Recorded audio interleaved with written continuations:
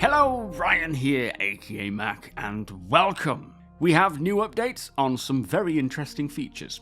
As always, a huge thank you to all of my patrons and channel members. Thank you all so much for the support. It is truly appreciated. And if you do enjoy my videos, please do consider subscribing and helping the channel to grow. So we recently received a new Star Citizen's Com Dive, this being the second one in this new series of Spectrum posts that kind of answer our questions, give us little updates on various things in the works. Plus, there were a couple of updates as well on other things like Vulkan, so today I would just like to run through these specific updates, just keeping us all in the loop. Now let us start with a small update on realistic audio. Now, the new audio system we have been hearing about for some time, including at the most recent CitizenCon, and this update states that they have to improve the structure of their sound mixing, and the process is mostly complete, though a few edge cases still need attention. Now, they need to apply this all to the game, which, as you can imagine, is a significant task, considering that it is audio for everything. And while they can't confirm a date, they say it is on good track so far, and they will share more as they progress.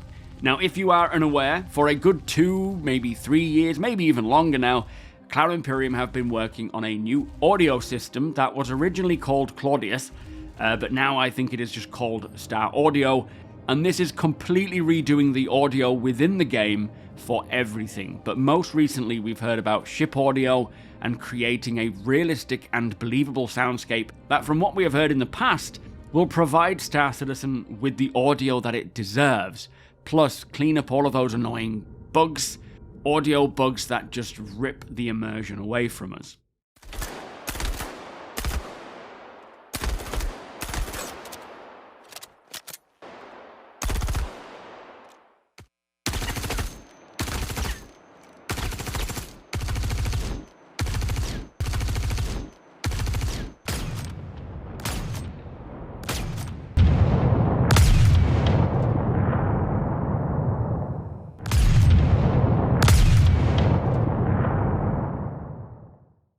Now, for ship audio, this will sound as you could imagine inside a vacuum, where you just hear the vibrations more than the external environment. So those deep, resonating clangs and knocks eerily echoing through the ship's hull. Although I am very curious as to whether they still plan to have the audio blade for ships, which was supposed to be a device that kind of plugs into your avionics, a bit like a blade, essentially recreating the external sounds to provide better situational awareness. But if damaged, then everything will go silent and you will just hear those clangs and knocks again as things hit your hull. Now, a really cool way of doing things, but whether they still intend to do it that way is yet to be seen. But regardless, this is not just vehicle audio, but a whole new system for everything, and will help to keep audio consistent and bug-free, very much unlike it is now, but also just make everything sound incredible.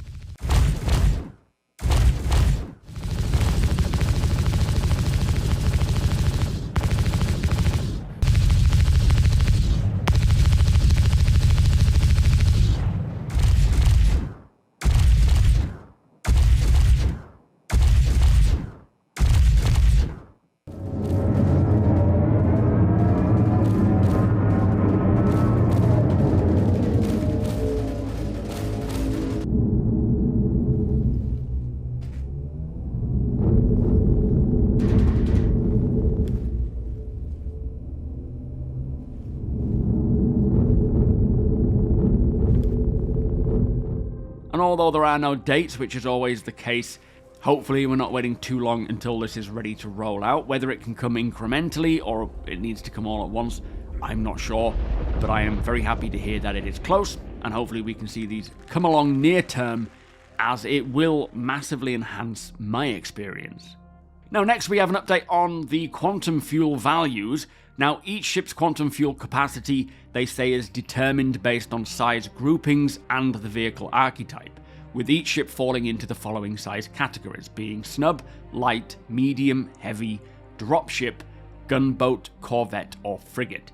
And for the most part, quantum fuel capacity remains consistent across all ships within that size group, with a few exceptions, like, for example, exploration ships naturally receiving additional fuel, plus special purpose ships like haulers, miners, and so on to help better suit their roles, and component variations, where some ships might be more akin to one size group, but have components that might be found in another group.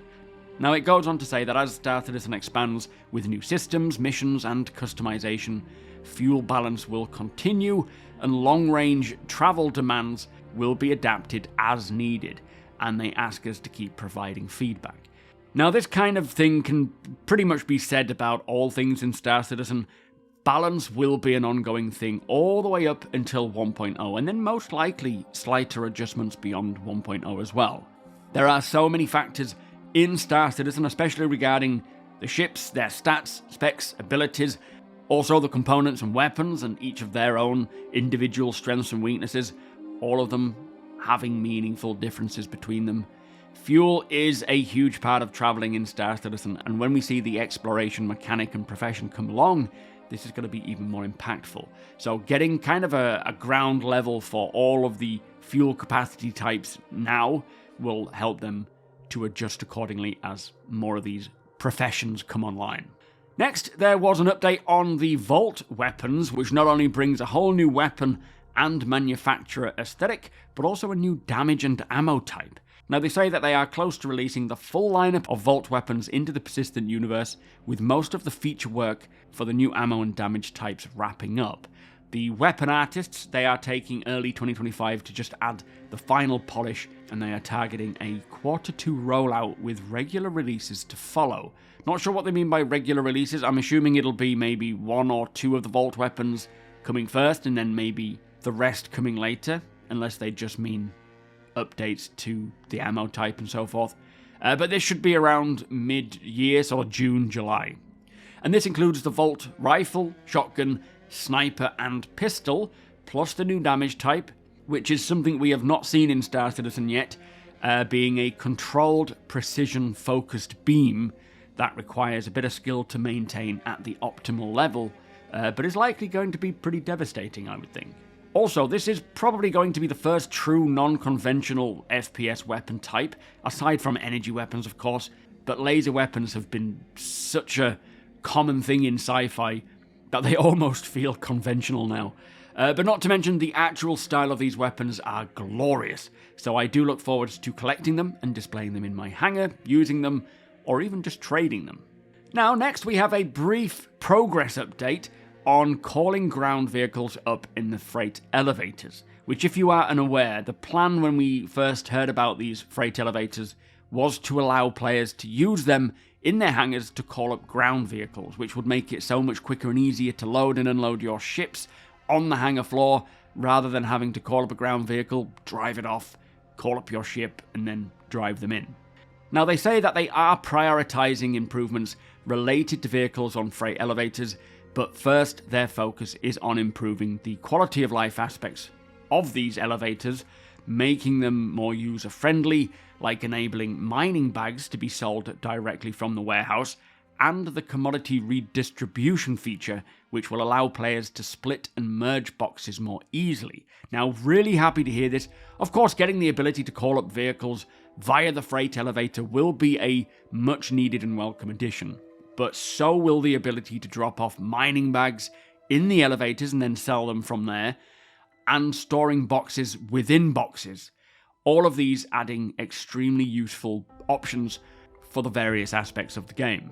And once those are done, then vehicles will be made available in the freight elevators. So really happy to hear that what they're working on first and foremost will improve a lot of things, but then getting the vehicles done as well. Now, we had a quick update regarding full screen mode, stating that the mouse confinement within multiple monitors has been fixed. They also say that the engine now fully supports playing the game in any aspect ratio on any monitor in full screen mode, meaning it is possible to play with a full screen aspect ratio on a 16:9 monitor, but of course this will have the black bars on the top and the bottom. And on that note, I am intending on upping my resolution and quality of my videos to true 4K, which I suspect will require a bit of a resolution change, so hopefully this is something that can help me out as well, and I can improve the quality view of my videos. Now, separate to this comms dive, there was an update on the progress of the Vulkan API. Now, with the focus for Star Citizen on the code side being on stability and quality of life improvements to existing features, the team have not yet been able to take a full new version of the engine in a while, as they don't want to bring in any more issues. But the Squadron 42 team have been road testing Vulkan, which is enabled by default for them, along with HDR and multi-threaded rendering, so they are hopeful that the majority of their kinks are ironed out by the time it reaches the persistent universe, although no dates are given here.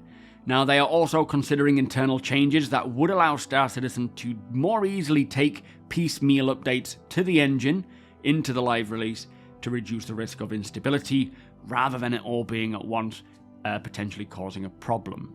Now, hopefully it won't take too long for this to make its way out, as I am really excited to see whether I get any performance gains from multi-threading, but also getting to the point where things like ray tracing and global illumination can come along as well. Anyway, good to have a little update there on Vulkan, even if it doesn't sound like it's rolling out in the immediate. And finally, before I finish, there was another maintenance update yesterday, which is to apply infrastructure updates to reduce the inventory lag, which is actually one of my own pet peeves, so hopefully this has rectified that issue now, and the inventory is working much more consistently.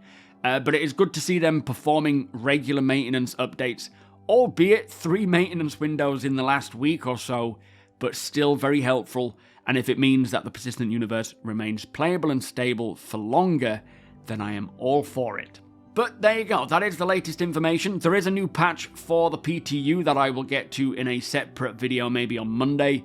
This is for 4.0.2, which is still on the PTU for all backers. Hopefully that'll roll out to live somewhat maybe next week, as it does bring a lot of good updates and fixes that I think a lot of people are suffering from right now in the PU, especially with elevators. So we'll see if that actually makes them much better. Anyway, with that said, if you do enjoy my videos, please do consider subscribing. We are almost at 70,000. It is less than 300 away. So a big thank you to everybody who has subbed so far. Come and follow me over at twitch.tv/SuperMacBrother. I will be live next week on Monday and Wednesday between 2 and 6 p.m. GMT. I won't be streaming on Friday as I am going camping, but I do have plans to now record my camps, which I will put on a separate channel, and I will let you all know. Do let me know if you're interested in seeing any of my camping trips, and once I get it all set up, I will announce the channel name and share a link. But by all means, come and hang out over on Twitch or here live on YouTube as well. You are all more than welcome, whether you are a veteran or a new backer. Come and ask your questions, or just come and watch me play or chat about Star Citizen. Hit the thumbs up if you don't mind, it does the channel a big favour, and tick that notification bell if you'd like to be notified when my videos go live. Again, a huge thank you to my patrons and channel members. Cannot do this without you guys. Thank you for the support. Thank you for watching, and I'll see you in the next one.